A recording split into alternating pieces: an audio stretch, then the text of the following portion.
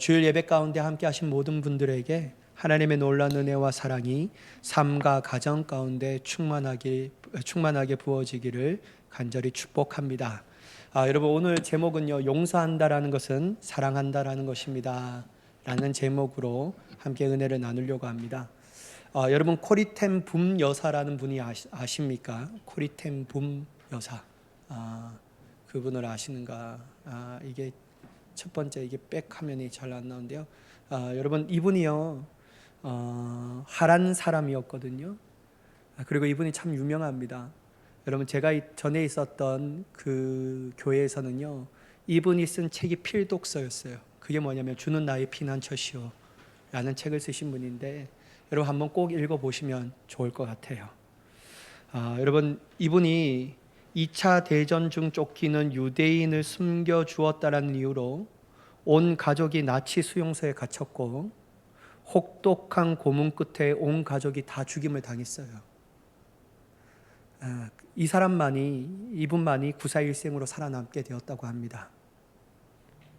전쟁이 끝난 후에 그녀는 전도자가 되어 온 세계에 다니며 용서의 복음을 전했습니다.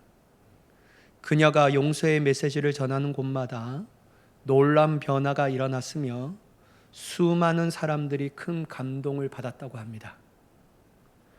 독일에서 그를 청하여 특별 집회를 가졌고 수많은 사람들이 몰려왔습니다. 어느 날 저녁 집회를 마치고 돌아가는 사람들과 인사하기 위하여 악수를 나누고 있을 때 자기 손을 잡은 노신사를 바라보는 순간 그녀의 피가 거꾸로 솟는 것 같았다라고 합니다. 왜냐하면 바로 자기 가족을 고문하여 죽게 하고 자신의 꽃다운 처녀 시절의 옷을 벗기고 때리고 고문하고 온갖 고통과 수모를 주던 바로 그 전범이었기 때문이에요. 그가 아직 살아서 자신과 악수하고 있다는 이 사실에 말할 수 없는 분노가 일어났습니다. 그 순간 그녀는 마음속으로 이렇게 부르짖었다고 해요. 하나님, 온 세상 사람들을 다 용서해도 이 사람만은 용서할 수 없습니다. 그때 주님의 음성이 이 코리텐 붐 여사에게 들려졌다고 합니다.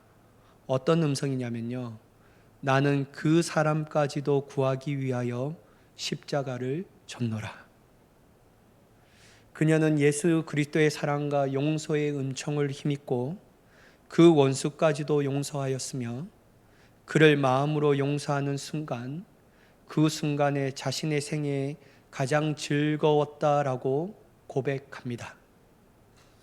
여러분, 어찌 보면 용서는 사람이 제일 하기 힘든 것 중에 하나라고 할 수 있어요. 특별히 어느 때 제일 용서가 안 되냐면요, 나는 잘못한 게 없는데 맨날 당하기만 하는데 먼저 용서해야 한다는 것, 그건 참 하기 어려운 일입니다. 왠지 여러분, 그냥 용서해주면 바보 같고 손해보는 것 같다라는 생각이 들기 때문이죠. 그러나 어찌 보면 용서는 그 사람을 위해서 하는 것이 아니라 코리텐 붐의 여사의 고백처럼 우리 자신의 행복과 기쁨을 위해서라도 더욱더 해야 하는 것이 아닐까라는 생각이 듭니다. 오늘 나눌 설교의 내용이 바로 용서에 관한 말씀입니다. 전하는 자도 부담스럽고 듣는 여러분도 부담스러울 겁니다. 그러나 오늘 용서의 말씀을 통하여 주시는 은혜를 받아 용서하기 위하여 용기와 은혜를 얻는 귀한 시간이 되시기를 예수님의 이름으로 간절히 축복합니다. 여러분, 사도 바울은 고린도를 2번 방문했는데요, 처음에는 복음의 씨앗을 뿌리기 위함이었고, 두 번째는 거짓 교사들로 말미암아 생긴 여러 가지 문제들을 해결하기 위함이었다라고 주석가들은 얘기해요. 여러분, 사도 바울이 어려운 고린도 교회의 상황이라는 사실을 디모데를 통하여 보고받습니다. 그리고 서둘러 고린도 교회를 방문합니다. 그런데 여러분, 괜히 방문했어요. 왜냐하면 그가 그 방문한 계기로 말미암아 말할 수 없는 상처와 아픔을 가지고 다시 에베소로 돌아왔기 때문이에요. 왜냐하면 그가 개척한 그 교회와 그리고 일부 성도들이요, 사도 바울이 왔을 때 멸시했어요. 그리고 아주 냉담하게 대합니다. 그래서 사도 바울은 그 일로 인하여 너무 근심이 컸습니다. 그래서요, 고린도로 가서 상처를 주지 않기 위해서 계획을 바꿔서 어떻게 하냐면요, 그 대신 눈물의 편지를 써서 그 교회에 보냅니다. 그러면서 오늘 본문의 말씀이 되는데요. 5절의 말씀을 한번 같이 읽어볼게요. 시작. 근심하게 한 자가 있을지라도 나를 근심하게 한 것이 아니요 어느 정도 너희 모두를 근심하게 한 것이니 어느 정도라 함은 내가 너무 지나치게 말하지 아니하려 함이라. 여러분 5절의 말씀을 보면 근심하게 한 자가 나와요. 여기서 근심하게 한 자가 고린도 전서의 말씀을 보면 음행한 자였는지 아니면 사도 바울을 대적하였는지 알 수 없지만 분명한 것은 사도 바울의 마음을 심히 아프게 했을 뿐만 아니라 더 나아가 고린도 교회의 교인들을 슬프게 했다라는 사람은 분명한 사실이에요. 그럼 사도 바울이 너무나도 이 사람 때문에 아픔을 겪은 거예요. 너무 깊은 상처를 받습니다.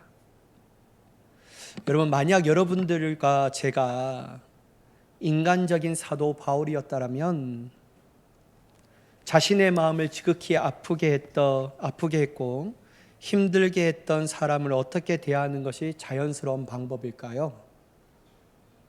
어떻게 해요? 용서하는 것? 에이, 이런 거짓말하지 마세요. 뭐 용서가 나옵니까? 갚아줘야죠. 수천 배로 말이에요. 네가 잘못을 깨달기까지 내가 갚아주리라. 그리고 여러분, 만약에 사도 바울이 인간적 마음을 들었다면요, 고린도 교회는 누가 개척한 교회죠? 내가 개척한 교회예요. 그리고 나를 따르는 사람이 존재해요. 그럼 어떻게 해요? 새를 규합해야죠. 그리고 공공의 적을 만들어서 그 사람이 이 세상의 가장 쓰레기이며 이 교회에 있으면 안 될 사람이며 이 교회가 이 사람을 통하여 분열된다는 사실을 막 생각을 주지시켜서 어떻게든지 이 사람을 쫓아내려고 노력했을 것입니다. 그러나 여러분, 사도 바울은요 결국 그렇게 하지 않아요. 그를 어떻게 대합니까? 본문 7절의 말씀인데요, 한번 같이 읽어볼게요. 시작. 그런즉 너희는 차라리 그를 용서하고 위로할 것이니 그가 너무 많은 근심에 잠길까 두려워하노라. 여러분, 사도 바울은 어떻게 하죠? 고린도 교회 교인들에게 권면해요. 어떻게 하라고요? 근심하게 한 자를 용서하고 위로하라라고 권면합니다. 쫓아내라고 말하지 않아요. 외면하고 박절해지라고 말하지 않아요. 자신을 대접하고 가슴에 아프게 했던 그 사람을요, 도리어 고린도 교회 성도들을 향하여 그를 용서하고 나아가 위로하라라고 말하고 있습니다. 여러분, 저는 용서하는 거는 진짜 막 온 힘을 짜내야 할 수 있어요. 근데 제일 어려운 게 뭐냐면 위로하는 거예요. 그래, 내가 용서한다, 잊어요. 근데 여러분, 위로는 그게 아니잖아요. 찾아가서 계속 얘기해주고. 여러분, 이게 참 어려운 겁니다.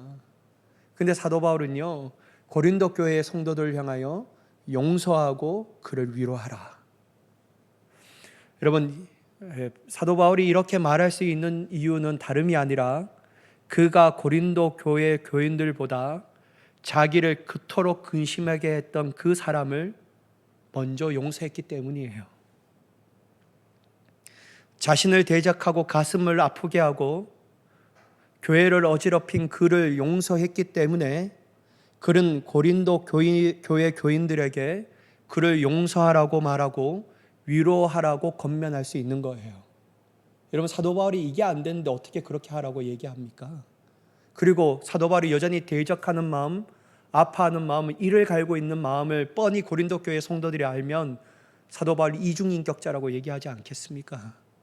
안 따랐을 겁니다. 근데 여러분 사도 바울은 먼저 자기 자신이 그 대적한 사람을 용서하고 위로하고 잊어버렸기 때문에 고린도 교회 성도들에게 그렇게 하라고 권면할 수 있는 겁니다. 그렇다면 여러분 저는요 여기서 우리가 생각해야 볼 지점이 있다고 생각합니다. 무엇이냐면 용서하는 데 있어 기준은 없는 것일까? 그냥 아무런 기준 없이 무조건 용서해 주는 것이 가능한 걸까? 그게 주님이 원하시는 걸까?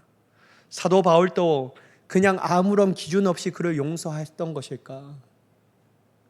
여러분 성경을 보면요 기준 없는 용서는 있을 수 없다라고 얘기합니다. 물론 여러분 값을 주고 용서를 사는 건 아니에요.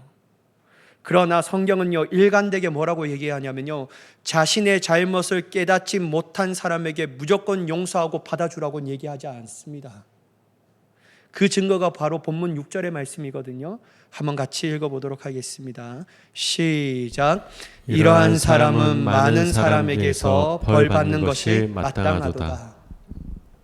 여러분 근심하게 한 사람은요 이미 많은 사람 즉 대다수로부터 벌을 받았다라는 것을 사도 바울이 언급하고 있어요. 여기서 말하는 벌이 어떤 것인지 제대로 알 수 없지만 대다수가 벌을 내렸다라면 그가 바울의 마음을 진심으로 이해했고 책망 정도의 수준이었을 것이라고 주석가들이 추측하고 있어요. 막 때리고 이게 아니에요. 너가 바울의 마음을 이해했니? 그렇게 하면 안 돼 라고 책망 수준이었죠. 막 우리처럼 막 벌 세우고 막 이런 건 아니었다라는 거예요. 그래서 그가 진심으로 자신의 잘못을 깨닫고 회개하고 참회했다라는 겁니다. 그래서 사도 바울이요 그를 용서하고 위로해 주라는 거예요. 이게 바로 성경이 말하는 용서의 기준이었다라고 얘기합니다. 여러분 우리는요 때로는 하나님의 용서를 너무나도 오해하고 있습니다. 하나님께서 죄를 지은 우리의 모습을 있는 그대로 사랑하신다는 사실, 한마디로 내가 아무것도 하지 않아도 주님은 우리를 용서한다는 사실로 오해하고 있다는 거예요. 그런데 여러분 우리가 잘 알고 있는 이 생각을 왜 갖고 있냐면요 우리가 잘 알고 있는 성경 구절 때문에 그래요. 베드로전서 4장 8절의 말씀인데요. 한번 읽어볼게요. 시작. 무엇보다도 뜨겁게 서로 사랑할지니 사랑은 허다한 죄를 덮느니라. 여러분 성경은 사랑은 허다한 죄를 덮는다라고 얘기해요. 그럼 이 성경의 말씀을 따라 죄를 지은 사람이 있어요? 그냥 덮어줘, 이해해줘, 그냥 용서해줘. 이러면 여러분 밀양 영화라는 꼴이 납니다. 여러분 사랑하면 묻지도 않고 따지지도 않고 용서해 주라는 것은 성경이 말하는 모습이 아니에요. 그러나 여러분 성경은 묻지도 않고 따지도 않고 용서해 주라고 말하지 않습니다. 누가복음 17장 3절과 4절의 말씀인데요. 여러분 들어보세요. 너희는 스스로 조심하라. 만일 내 형제가 죄를 범하거든 어떻게 하라고요? 경고하고 뭐 하라고요? 회개하거든 어떻게 하라고요? 용서하라. 원칙이에요. 이게 기준이에요. 자 4절 어느 정도로 이렇게 해야 되냐면요 만일 하루에 7번이라도 내게 죄를 짓고 7번 내게 돌아와 내가 회개하노라 하거든 너는 어떻게 하라고요? 용서하라. 무작정 덮어주라는 얘기 아니에요. 무작정 덮어주라는 게 아니에요. 원칙이 있는 거예요. 회개하고 자신의 잘못을 인정하면 용서해 주라는 거예요. 그것도 하루에 몇 번이라도요? 7번이라도 말이에요. 여러분 이게 누구의 말씀이냐면요 예수님의 말씀이에요. 내 형제를 용서하라. 내가 지은 죄가 너에게 지은 죄가 있더라도 그래도 너는 용서해야 한다 라고 말하는 것이 아니라 예수님은 용서의 기준과 원칙에 대하여 말합니다. 경고하고 회개하거든 용서하라. 심지어 하루에 7번이라도 죄를 짓고 7번 내게 돌아와 내가 회개하노라 하거든 그때는 묻지도 말고 따지지도 말고 용서해줘라. 그게 주님의 말씀이라는 거예요. 자, 여러분 보세요. 요한일서 1장 9절의 말씀 한번 보실까요? 한번 같이 읽어볼게요. 시작. 만일 우리가 우리 죄를 자백하면 그는 미쁘시고 의로우사 우리 죄를 사랑하시며 우리를 모든 불의에서 깨끗하게 하실 것이요. 여러분 하나님이 우리를 죄를 사해 주신대요. 모든 불의에서 죄를 용서하신대요. 무조건요? 아무 기준 없이요? 아무렇게 해도 말이에요? 아닙니다. 어떻게 할 때요? 우리가 우리의 죄를 자백하면 말이에요. 이게 뭡니까 여러분? 회개하고 통회하고 참회하면 내가 너를 그렇게 하리라.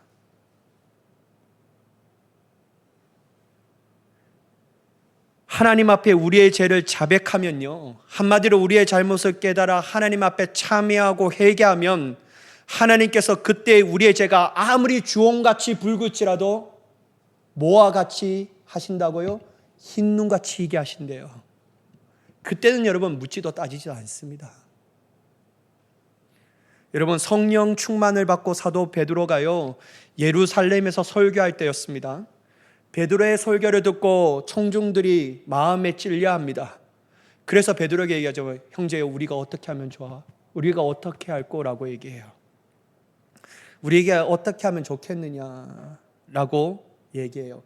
그때요 사도 베드로가요 그들에게 다음같이 말합니다. 사도행전 2장 38절의 말씀인데요. 한번 같이 읽어볼게요. 시작.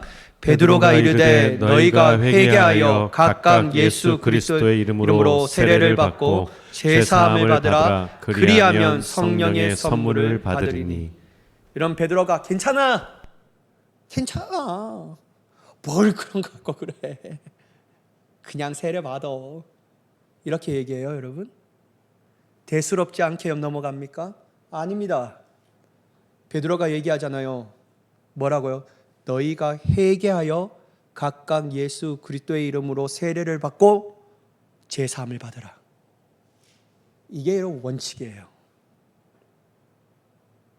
한마디로 자신의 죄악으로 마음에 찔려 극심하여 힘들어하는 그들에게 바로 용서를 선포하지 않습니다. 뭐라고 얘기합니까? 회개하라.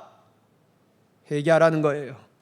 회개하여 예수를 그리스도를 믿으라. 그리하면 하나님이 너희의 죄를 사하시리라. 이게 여러분 복음입니다. 복음이에요. 사랑하는 여러분, 하나님의 용서의 은은요 너무 큰 은혜예요. 어떤 돈과도 비교할 수 없을 만큼 큰 은혜입니다. 근데 여러분 하나님의 용서가 크다고 얘기해서 우리가 그 큰 은혜를요 싸구려 은혜로 만들면 안 됩니다. 여러분 또한 교회 안에서 사랑이 넘쳐난다고 해서요 그냥 단순한 온정주의로 그냥 좋은 게 좋은 것이다라고 덮어가면 교회는 더욱더 병들어갑니다. 하나님의 용서와 원칙의 기준을 가지고 용서하는 교회와 성도가 되어야 할 줄 믿습니다. 그게 건강한 교회예요. 좋은 게 좋은 거야. 그냥 넘어가. 이러면 안 돼요. 여러분, 하나님께서 왜 용서의 기준과 원칙을 세웠습니까? 그것이 얼마나 하나님의 용서가 우리에게 주시는 큰 은혜인지 깨닫게 하시기 위해서예요. 나는 진짜 용서받을 자격이 없는데 주님이 회개하니까 예수 그리스도를 통하여 나에게 큰 용서를 주셨구나. 이거 알기 위해서 한 거예요. 또한 여러분 믿음의 자매 형제에게 용서를 받을 때 그것이 얼마나 큰 은혜인지 제대로 깨닫게 하기 위해서 이러한 용서의 원칙과 기준을 세우셨다라는 거예요. 사랑하는 여러분, 회개하기를 주저앉지 않는 저와 여러분이 되기를 간절히 축복합니다. 좋은 게 좋은 거 아닙니다. 그렇게 넘어가면 안 돼요. 그렇게 넘어가면 우리는 조금만 죄해도 그냥 넘어가면요 나중에는 그것이 우리의 영혼에 병들게 합니다. 그리고 죄에 묻어지게 만들어버려요. 결국 여러분 어떻게 되냐면 싸구려 하나님의 큰 은혜인 이 큰 은혜를 싸구려 은혜로 만들어버리는 거예요. 그러나 여러분, 이것이 있어요. 만약 그가 진정으로 회개하고 뉘우친다면 우리는 지체 없이 그 지체를 용서해 줘야 합니다. 위로해 줘야 돼요. 더 이상 여러분 그 잘못을 들추면 안 돼요. 또 그것을 이야기거리로 삼으면 안 됩니다. 문제거리로 삼으면 안 돼요. 왜냐하면 주님이 우리를 그와 같이 용서하셨기 때문입니다. 여러분 보세요. 히브리서 9장 12절 한번 보세요. 염소와 송아지 피로 하지 아니하고 오직 자기의 피로 무슨 속죄를 이루셨다고요? 영원한 속죄를 이루셨대요. 여러분, 하나의 속죄를 이룬 것이 아니라 영원한 속죄를 이루신 거예요. 그래서 회개하고 자복하고 통회하고 주님 앞에 용서를 구하면 그 사람이 용서받으면 하나님도 그 죄를 다시 묻지 않으신다라는 거예요. 기억하지 않는다라는 거예요. 내 뒤로 던지셨다라는 거예요. 여러분 로마서 8장 1절의 말씀 한번 보실까요? 같이 한번 읽어볼게요. 로마서 8장 1절의 말씀입니다. 시작. 그러므로 이제 그리스도 예수 안에 있는 자에게는 결코 정죄함이 없나니. 여러분, 예수 안에 있는 자는 결코 정죄함을 받지 않습니다. 너 옛날에 그랬잖아. 너 옛날에 이렇게 했잖아. 그러면서 옛날의 일들을 뒤집어서 까내지 않습니다. 그래서 또 정죄하지 않아요. 여러분, 이거는 주님의 용서함이 아닙니다. 여러분, 주님은 그렇게 하신 적이 없어요. 자, 로마서 8장 33절 34절 한번 같이 읽어볼까요? 길지만 같이 읽겠습니다. 시작. 누가 능히 하나님께서 택하신 자들을 고발하리요? 의롭다 하신 이는 하나님이시니 누가 정죄하리요? 죽으실 뿐 아니라 다시 살아나신 이는 그리스도 예수시니 그는 하나님 우편에 계신 자여 우리를 위하여 간구하시는 자시니라. 여러분 보세요. 한 번 용서했으면 끝이에요. 주님도 정죄하지 않는다고 말해요. 누가 정죄하리요? 누가 정죄하리요? 용서함을 받은 그에게 더 기분 나쁘다고 해서 또 들춰내고, 네가 어떤 사람인데 또 들춰내고. 여러분, 이거는요 완전한 용서가 아니에요. 여러분 히브리서 8장 12절 말씀 한번 보세요. 내가 그들의 불의를 긍휼히 여기고 그들의 죄를 어떻게 한다고요? 다시 기억하지 아니하리라 하셨는지라. 다시 기억하지 않는데요. 다시 기억하지 않는데요, 여러분. 한번 용서했으면 끝이에요. 용서했으면 끝이에요. 여러분, 우리에게 잘못한 사람이요, 미안하다, 내가 진짜 잘못했다 말하면요, 그를 용서해야 합니다. 그리고 잊어버리세요. 어떻게 잊어버리냐면요, 그 죄를 내 뒤에 던지세요. 내 등 뒤로. 쳐다보지 않는 겁니다. 기억하는 게 아니에요. 여러분, 왜 우리는 화가 날 때마다 다시 옛날의 일들을 끄집어내고 그 사람에 대해서 너는 이랬던 사람이야, 너가 옛날에 내가 어떻게 이렇게 했는데 그거 기억하니? 왜 이렇게 할까요, 여러분? 여러분, 제대로 용서 못했기 때문입니다. 그건 잊어버린 게 아니에요. 그냥 잠시 밑에 감춰놓은 거예요. 그러니까요, 화가 날 때마다 그게 다시 올라오는 거예요. 제대로 용서했다면 그것을 기억하지 않는 겁니다. 제대로 용서했다면 잊어버리는 거예요. 주님이 우리를 정죄하지 않는 것처럼, 주님이 우리의 죄를 기억하지 않는 것처럼 말이에요. 사랑하는 여러분, 잘못한 것들을 잊어버리시는 저와 여러분이 되기를 간절히 축복합니다. 그냥 밑에 감춰놓지 마세요. 아닌 척하지 마세요. 그러면요, 우리 안에 제대로 된 용서가 일어나지 않아서 계속 우리를 괴롭히는 겁니다. 우리를 더욱더 힘들어 만드는 거예요. 사도 바울은 용서하고 위로하라는 것은 결국 어떤 표현을 얘기하냐면요, 그들에게 사랑을 나타내는 것이다 라고 말해요. 여러분, 용서와 위로는요, 사랑의 결과예요.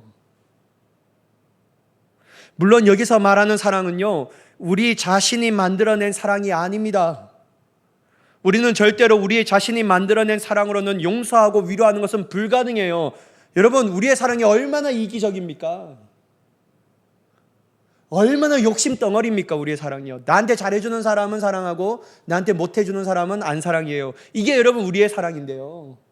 그 사랑으로 용서하고 위로해 줄 수 있다고요? 에이, 천만에 만만해요. 안 돼요, 안 돼요. 그러면 여러분 누구의 사랑으로 해야 하는 겁니까? 주님이 우리에게 베풀어 주신 사랑으로 해야 하는 겁니다. 우리 안에 주신 하나님의 거룩하고 참 사랑으로 해야 합니다. 그 사랑이 우리 안에 있으면요, 그 사랑으로 위로하고 용서해 줄 수 있는 우리가 되는 줄 믿습니다. 그래서 여러분 사도 바울이 10절에 이렇게 말해요. 한번 같이 읽어볼게요. 시작. 너희가 무슨 일이든지 누구를 용서하면 나도 그리하고 내가 만일 용서한 일이 있으면 용서한 것은 너희를 위하여 그리스도 앞에서 한 것이니. 누구 앞에서 했다라고요? 그리스도 앞에서요. 여러분 사도 바울이 용서했는 것을 왜 그리스도 앞에서 했다라고 얘기할까요? 왜냐하면 여러분 예수 그리스도의 사랑이 아니고선 용서가 일어날 수 없으니까. 내 사랑으로는 도저히 용서할 수 없고 위로할 수 없고 아무것도 할 수 없으니까. 그래서 그리스도 앞에서 한 거예요. 주님이 나에게 주신 사랑으로 용서하고 위로하고 잊어버리는 거예요. 그래서 여러분 사도 바울은요, 그리스도 앞에서 했다라는 표현을 사용하고 있습니다. 우리가 우리에게 잘못한 사람을 용서하고 위로하고 사랑할 수 있는 이유는요, 바로 우리 안에 먼저 우리를 향한 예수님의 용서의 은혜, 그리고 위로의 은혜, 사랑의 은혜가 있기 때문이에요. 그 은혜를 경험했기 때문에요, 그 은혜가 실제이기 때문에 우리 또한 인간적으로 절대로 용서할 수 없고 위로할 수 없고 사랑할 수 없지만 먼저 받은 예수님의 용서하심과 위로로 사랑으로 그 은혜를 다른 사람에게 베풀 수 있게 되는 줄 믿습니다. 그렇지 않건 불가능해요, 여러분. 여러분 저는 시골에서 자랐잖아요. 제가 예전에도 한번 말씀드렸지만 여러분 저는 초등학교 3학년 때까지 햄을 먹어본 적이 없습니다. 없었어요. 그때 햄이라는 건 뭐냐면 분홍 소세지. 저는 그 지금도 너무 좋아하거든요. 잘라서 계란에 부쳐 먹으면 너무 맛있어요.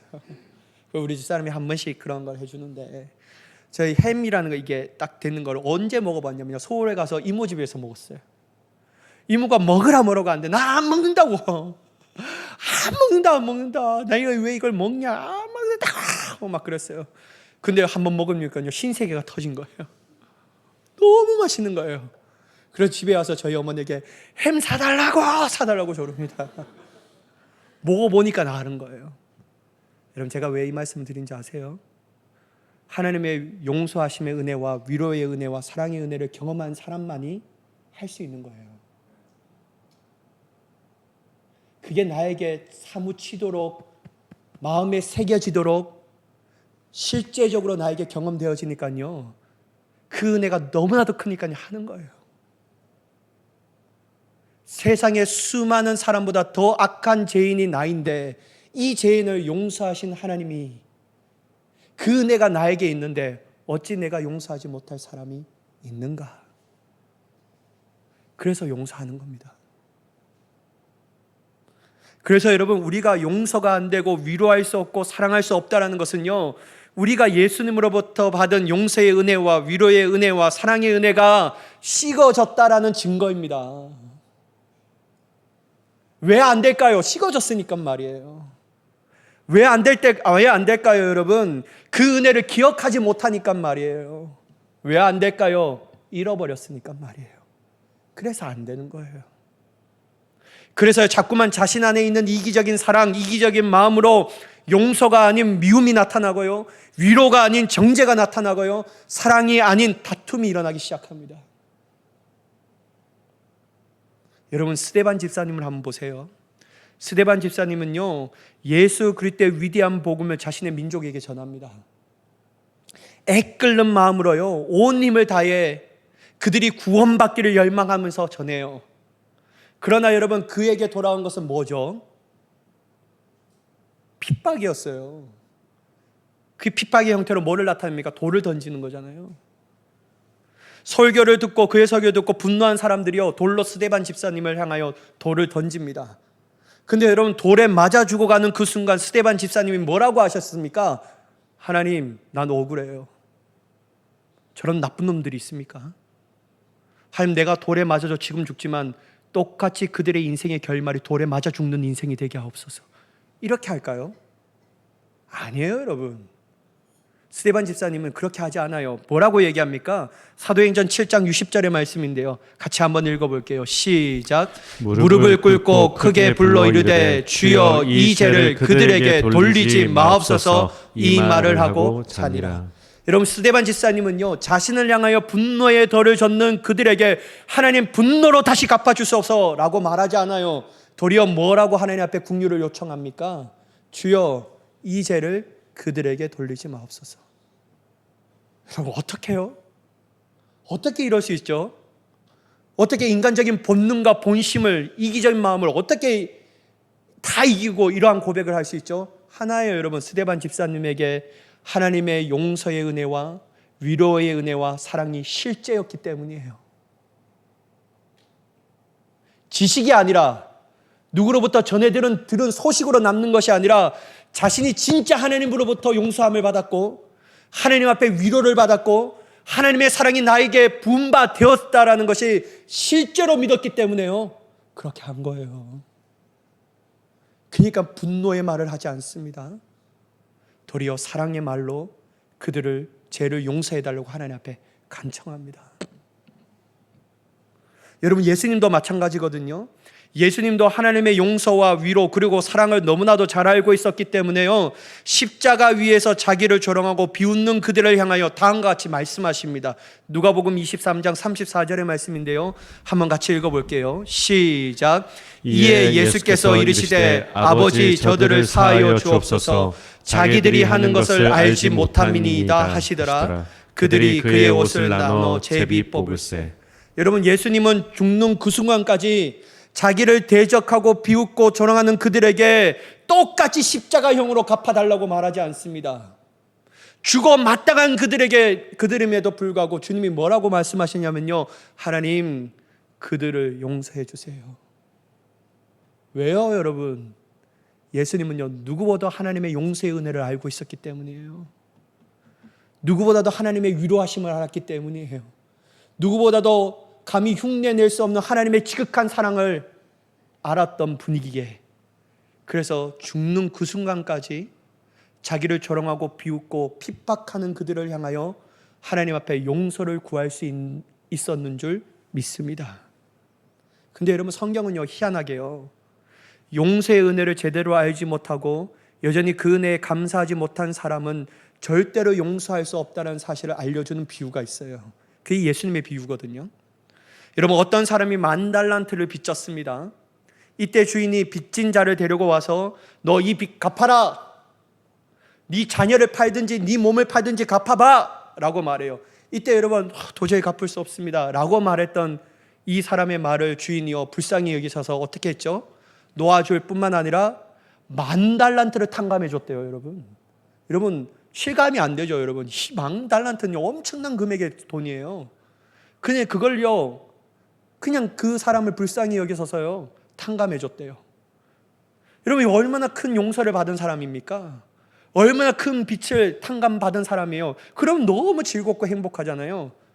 근데 여러분, 그 용서와 탕감을 받은 그가 자기에게 100데나리온, 10,000달란트와 비교되지 않을 정도의 100데나리온 적은 금액을 빌렸던 그 동료에게 딱 잡아가고 어떻게 합니까? 성경을 보면 목을 잡았다고 해요.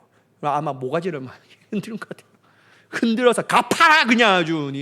안 갚으면 너 죽어.